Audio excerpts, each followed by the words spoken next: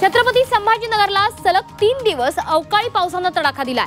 सिल्लोड, कन्नड, गंगापूर, पैठण आणि सोयगाव या 5 तालुक्यातील विविध भागात रविवारी वादळी वाऱ्यासह जोरदार अवकाळी पाऊस झाला। दरम्यान यावेळी वीज पडून एकाचा मृत्यू झालाय, 4 जनावरांचाही मृत्यू झालाय।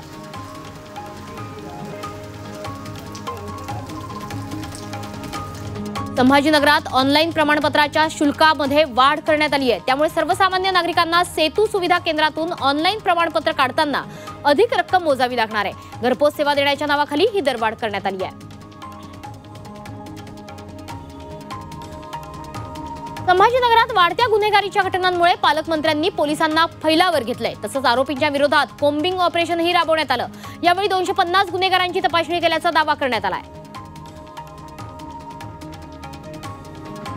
संभाजीनगरातील डॉक्टर बाबासाहेब आंबेडकर मराठवाडा विद्यापीठात सीबीएसई कोट्यातील विद्यार्थ्यांना अर्थशास्त्र विषयात पीएचडी मिळवण्यासाठी प्रवेश मिळणार नाही।